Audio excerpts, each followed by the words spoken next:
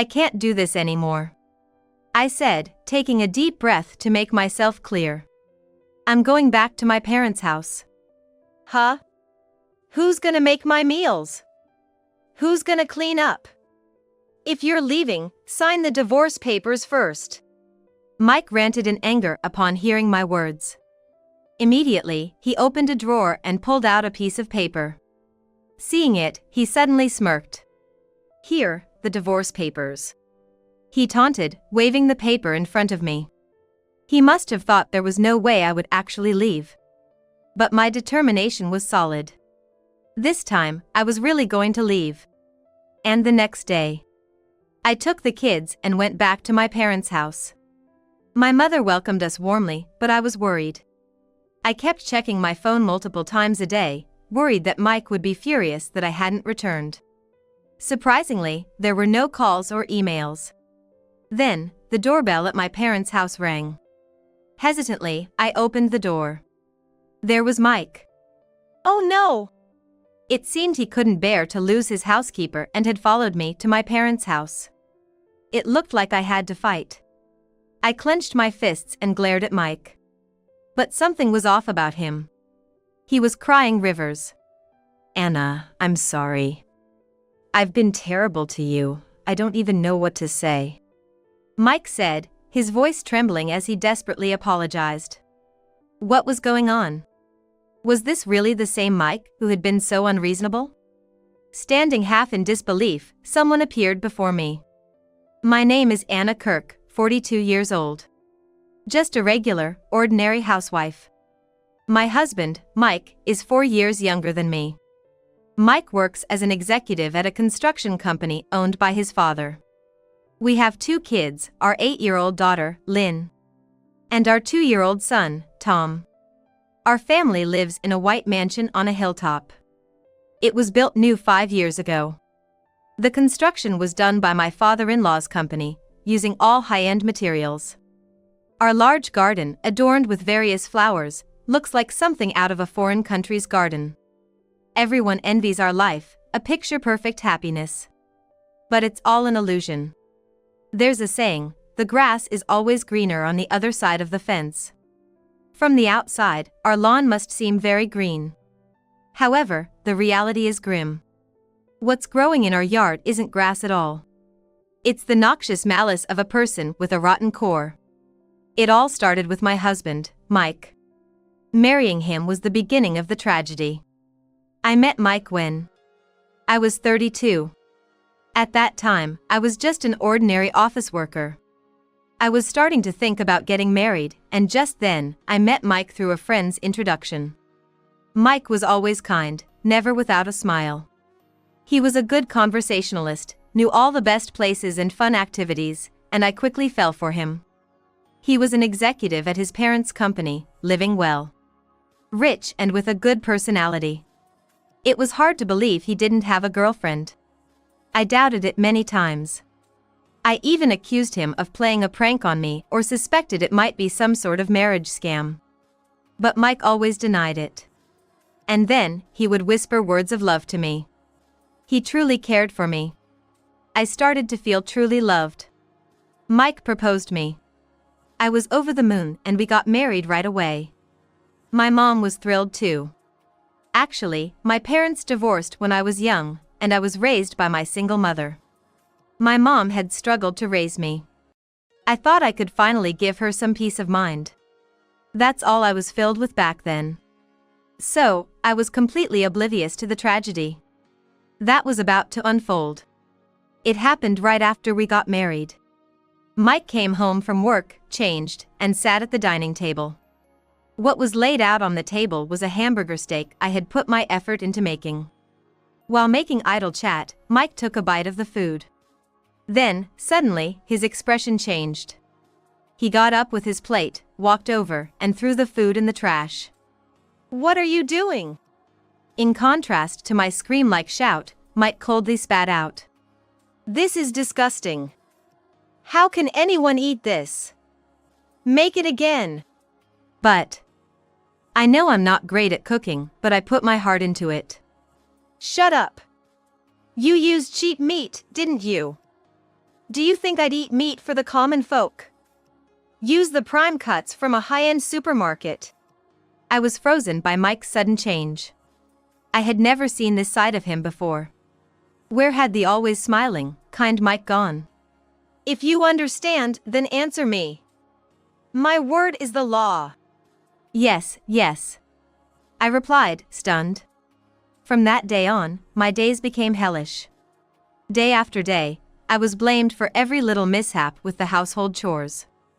Despite preparing meals exactly as instructed, Mike would nitpick everything from the seasoning to the origin of the vegetables. And when it came to cleaning and laundry, if anything was even slightly off, he'd criticize it. For a stay-at-home wife, can't you do even this much? That was Mike's usual refrain. I had been a working woman, but I quit my job after getting married at Mike's request. He wanted me to focus on household duties, but I never imagined the demands would be this extreme.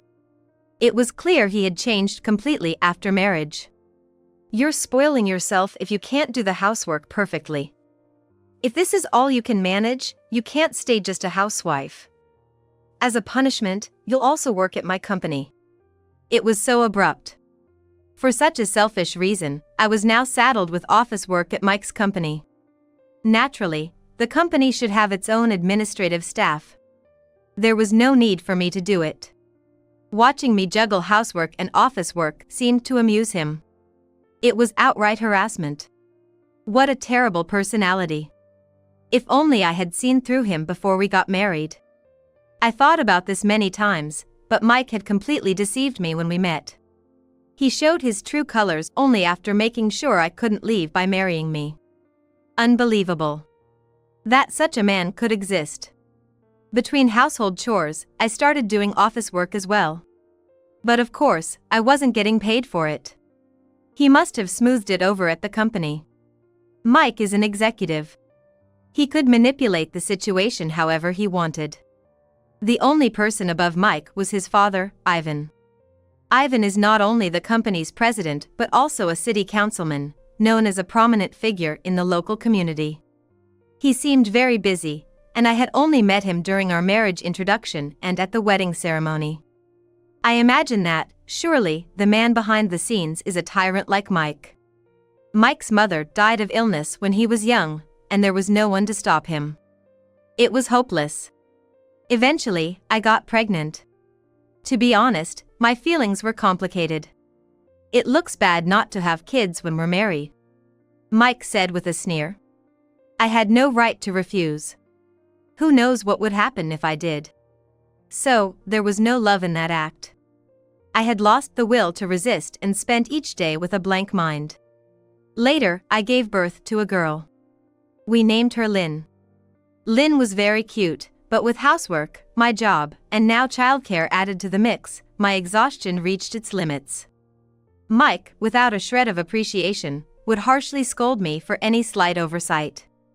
I was at my breaking point. One day, I broached the subject. Mike, I can't do this anymore.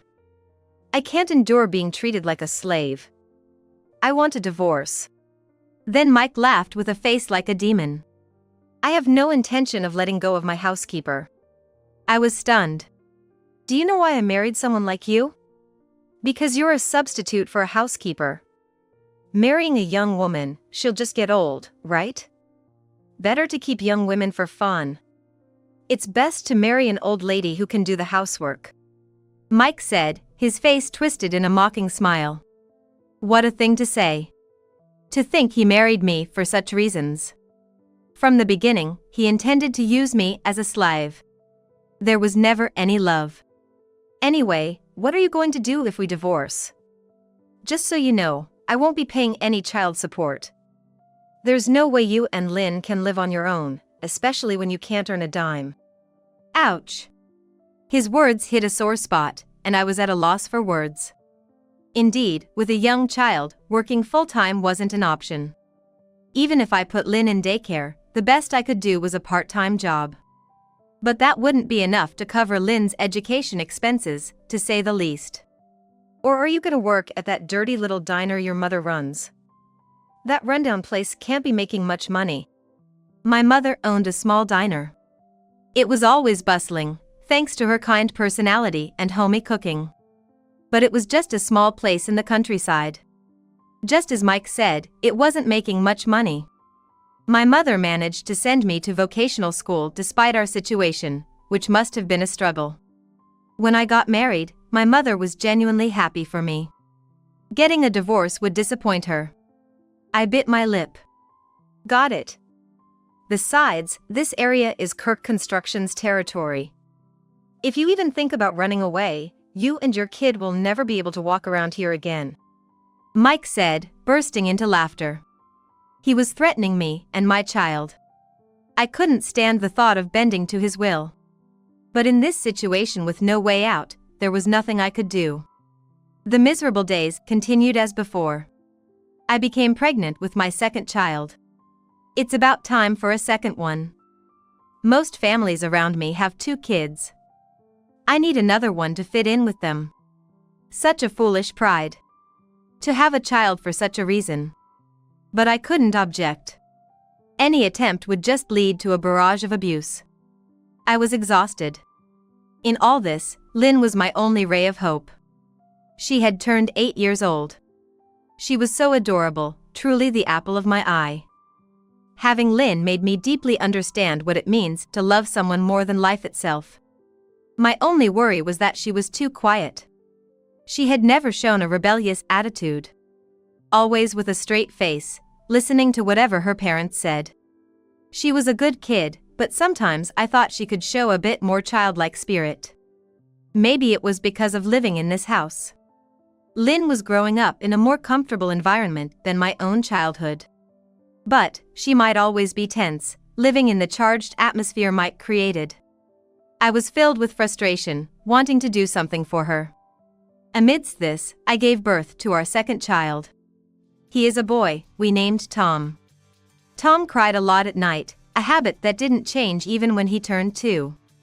I was always sleep deprived, juggling Mike's company work on top of everything else.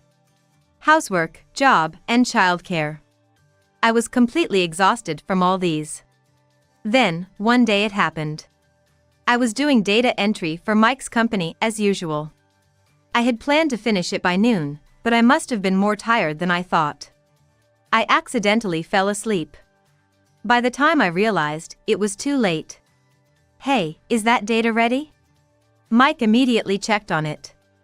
I accidentally fell asleep and haven't finished it yet. I'll do it now. What? What have you been doing? I told you I needed it immediately. You're useless. Mike's shouting filled the air. In such moments, all I could do was wait for the storm to pass. As I shrunk down, Lynn, who had been watching, stood between me and Mike. Don't yell at Mom. Her voice was firm. She had never once talked back to her parents before. Mike glared at Lynn. What's this? Talking back to your father? In this house, I'm the law. He yelled and kicked a chair nearby. Lynn was frightened. But she tried to protect me, spreading her little body as a shield. At that moment, I realized clearly. This small child was trying her best to speak up, yet I had never managed to stand up to Mike. Wasn't it my role as a parent to protect Lynn and Tom from this terrible environment? I hugged Lynn with all my strength for her courage. Then, looking straight into Mike's eyes, I spoke clearly. Enough. How dare you direct your anger at such a small child? I can't do this with you anymore. After a pause, I declared. I'm going back to my parents' house. Hearing my words, Mike began to rant in anger. Huh? What about my meals? The cleaning? If you're leaving, sign the divorce papers first. He immediately opened a drawer and pulled out a sheet of paper. Seeing it, he suddenly smirked. Here, the divorce papers. He taunted, fluttering the paper in front of me. He must have thought there was no way I could leave this house. Mike quickly signed the husband's section. There, I signed it. You don't have the guts to submit it. Once you leave here, you'll just go back to being poor. You can't make Lynn and Tom live in poverty, can you? he said, laughing proudly. You can't do anything anyway. Understand? Don't go against me. Got it? Mike spat out in a harsh tone and left the room. I collapsed, sitting down on the spot. I had finally said it. My body started shaking. Lynn quietly spoke to me in that moment. Mom, it's okay. Even if we're poor, it's fine. Watching you struggle every day has been really hard for me. I thought if I was a good girl, things would get better, but they didn't. So, I think it's better if we leave. Lynn.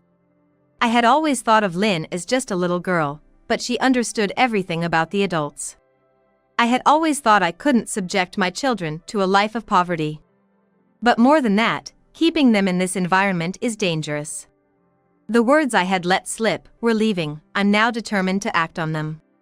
I can't just give up. Fortunately, every time Mike yelled at me, I had prepared something. With this, I can fight back.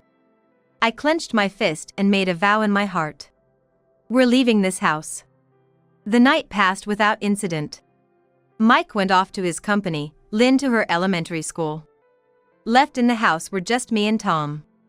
I sorted through our belongings, packing only the essentials. Holding Tom and carrying a Boston bag. Goodbye, I murmured, opening the door of the house and stepping outside. The luxurious mansion and the expansive yard meant nothing to me. They were as good as a view of hell. By my own will, I bid farewell to this life. I then headed straight to the municipal office and submitted the divorce papers from the night before. After everyone had gone to sleep, I had immediately signed my section. It was anticlimactic. To think divorce could be so simple. Then I went to a cafe near the elementary school and waited for Lynn to finish school. In the evening, when I saw Lynn, I called out to her. She seemed to understand why I was there, and what it meant for me to be holding a Boston bag and carrying Tom. Holding Lynn's hand firmly, I took my 2 children and went back to my parents' house. Oh, what's the matter? All of a sudden? Seeing me with luggage and the kids, my mother was surprised. Mom, The moment I saw my mother's face, my tears started to flow. I hadn't planned on crying. Without saying anything, my mother warmly welcomed us. Sitting in the living room, we drank the hot cocoa she made. As I calmed down a bit, I began to share a little about my married life. After listening to me, my mother was silent for a while. So that's what was happening. I was worried because there were times when your voice sounded so lifeless. I thought I had hidden it well. What are you talking about? You probably just didn't want to worry me and kept it all to yourself. How silly. My mother saw through everything, as expected. You're not alone. You shouldn't hesitate to reach out when you're in trouble. That's right, Mom. I'm on your side, too. Hearing Lynn's words, my mother murmured with admiration.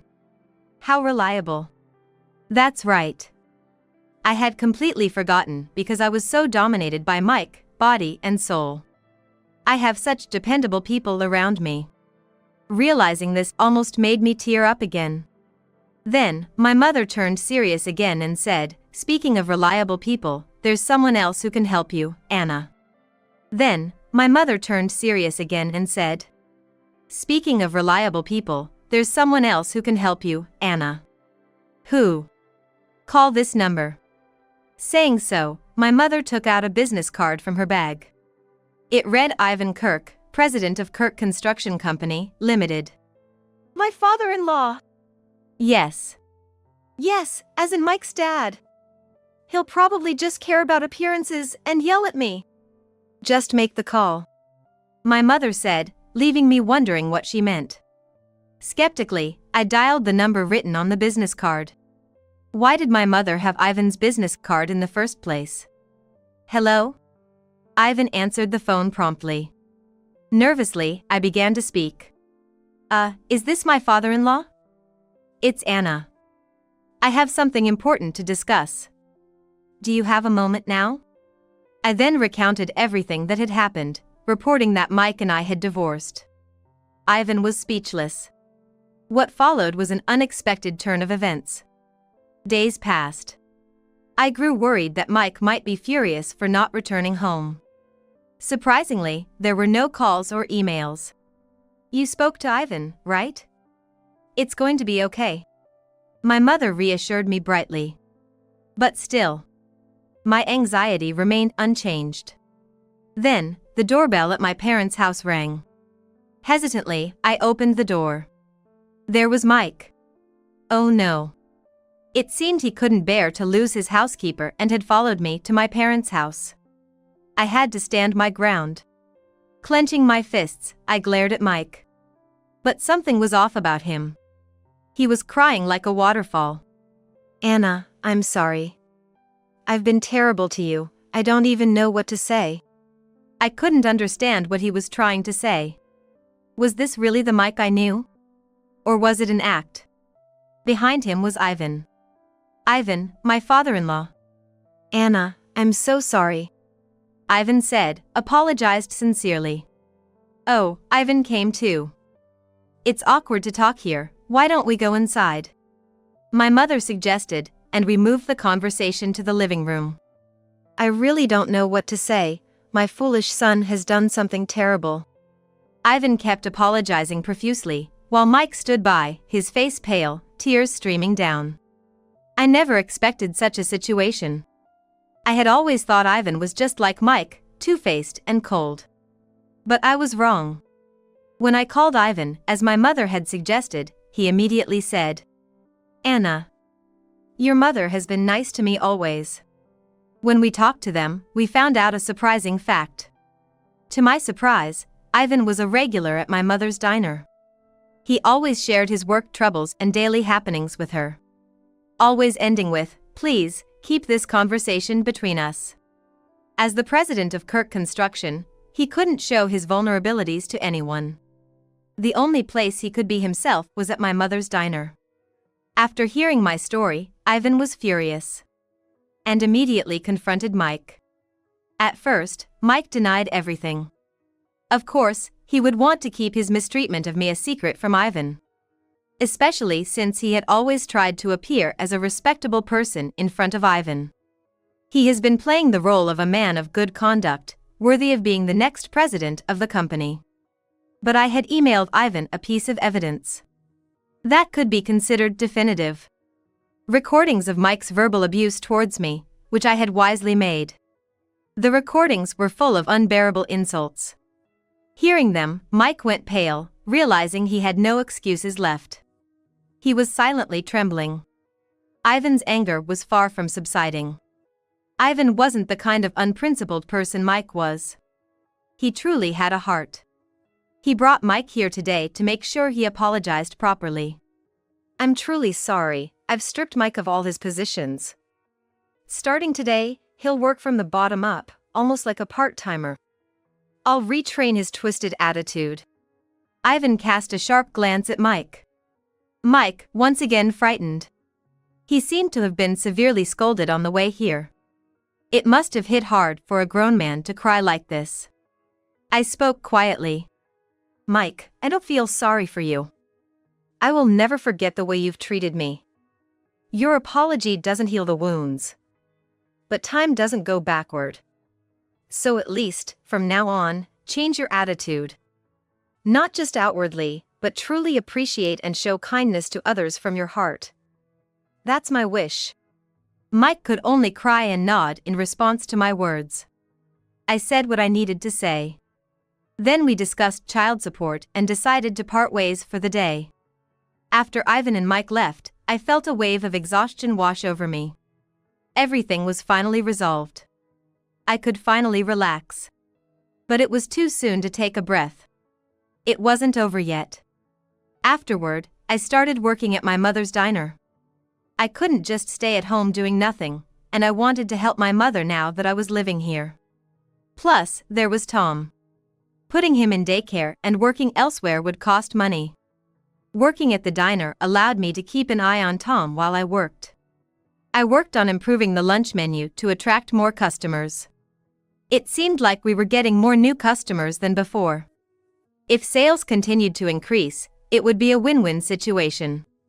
Then one evening, as I was preparing for the night's opening, Lynn burst into the shop, out of breath. Mom, Grandma! It's terrible! Oh, Lynn. What happened? Lynn usually goes back to the house, which is about 10 minutes away from here, not the diner, after school. It was rare for her to come to the diner on a weekday. When I got home earlier, the house was on fire. What?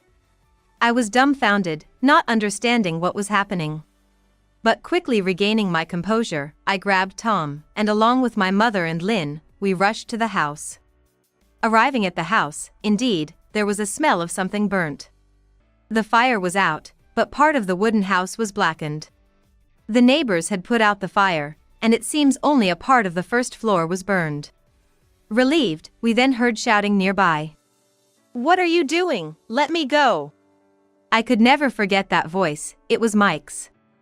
Approaching the source of the voice, we saw Mike being restrained by a man, shouting. The man holding him was a neighbor. He looked at us and said, "This guy was trying to set fire to your house and run away. I've called the police, they should be here soon." Mike. My mother, Lynn, and I looked at Mike with pity. What are you doing? Is it true you set the fire? Yeah, that's right. You all ruined my life. I can't be satisfied unless I drag you all to hell with me. Mike shouted loudly. I was completely dumbfounded. What are you talking about? You brought this on yourself, didn't you? Was all that crying and repenting before a lie? Of course it was. I had no choice but to act that way in front of my dad. Mike spat out defiantly, his face twisted in ugliness. Were those tears just an act? Such a terrible person. As I looked at him with contempt, Lynn quietly said, "Dad, you're messed up, aren't you? Even monkeys can pretend to repent. If you don't truly change your heart, no one will follow you." Struck by the truth from his child, Mike's face turned red with anger and he yelled, "Shut up! It's all your fault. Because you snitched to Dad, I got stripped of my position. I was supposed to be the next president of Kirk Construction. I'm in a different league from you poor people." To still say such things at this point. Then, my mother murmured quietly, "Such a sad person. Desperately seeking love from Ivan, ever since the truth was revealed." "What do you mean?" With a sad face, my mother said. "Mike isn't Ivan's real child." What? I had no idea. All I knew about Mike's background was that he lost his mother when he was young. He wasn't Ivan's biological child. Mike, who had been shouting moments ago, now fell silent with a complex expression. My mother began to explain. "I heard it from Ivan. He and his late wife couldn't have children, so they adopted Mike. But when Mike was in elementary school, his wife passed away. That's when Ivan told him the truth, that he wasn't their biological child. From then on, you changed. You lost your childlike innocence and became a well-behaved, seemingly perfect child, but only on the surface." After a pause, my mother continued. "Ever since you learned you weren't Ivan's real child, you've been overly trying to prove yourself worthy of the Kirk family, showing yourself in a better light than necessary. But such a state couldn't last forever. That's why you took out your frustrations on us, Anna, as a way to relieve your stress. So that was it. Mike's extreme verbal abuse. Enjoying my reactions to his insults. All of it was a backlash from maintaining a facade outside." I slowly began to speak. "I sympathize with your background. But that's no excuse to hurt others. Setting fire to the house, what were you thinking? It's a crime. If things had gone slightly differently, someone could have been seriously hurt. What if me, my mother, Lynn, or Tom had been inside the house?" My voice started to tremble more and more. Imagining the worst scenario, I became terrified. How could you do something so terrible and be okay with it? I never thought you could be so rotten. What do you think human life is? I will never forgive you. I will never forgive you. It went silent after my outburst. After a while, the sound of a police siren echoed. I wanted Mike to be taken away quickly. I never wanted to see that face again. Later, Mike was arrested for arson. Arson is a serious crime, and he was sentenced to 5 years in prison. Of course, this devilish act became known to Ivan again, and Ivan was shocked beyond words. I'm truly sorry, there are no words to express my apology. Ivan apologized, prostrating himself. All we could say was, please lift your head. He may not be my biological child, but I raised him as my own. With my focus on work every day, I failed to see his true twisted nature. I've caused so much trouble to people around us. I have no choice but to disown him. Ivan said, tears streaming down his face. It was understandable. Ivan was deceived. By that devil. Ivan offered to pay for the entire reconstruction of our partially destroyed house. Additionally, he offered to provide the child support that Mike was supposed to pay. It was more than enough. We can't accept that much. We initially refused. No, I want you to accept it. It's also my responsibility that he grew up this way. I can't apologize enough. Use this money to build a proper home and raise Lynn and Tom well. Ivan insisted. Okay. I reluctantly agreed, nodding. Time passed, and eventually, Mike was released.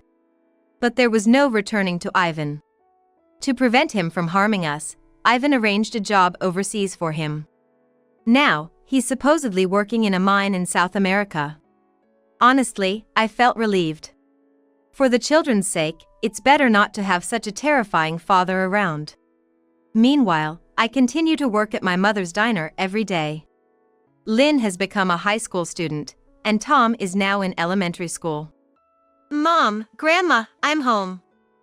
Played soccer and I'm starving. Can I have the fried rice set meal? Tom bursts into the diner, shouting energetically. Again? Aren't you eating too much of the diner's food, Tom? Lynn quickly retorts. Lynn, now a high schooler, sometimes helps out at the diner.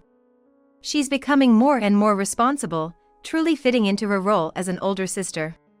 It's fine, I'm just making sure the taste hasn't dropped. Tom quips back, to which my mother interjects. What are you talking about? You can eat, but only after you wash the dishes. Tom mutters under his breath as he heads into the kitchen. Watching him, we exchange smiles. Just another peaceful afternoon. I'm not wealthy, nor do I live in a mansion. But I am able to spend time with my precious family, without having to mind anyone else. I feel these are incredibly special. I silently pray in my heart for these moments to last forever.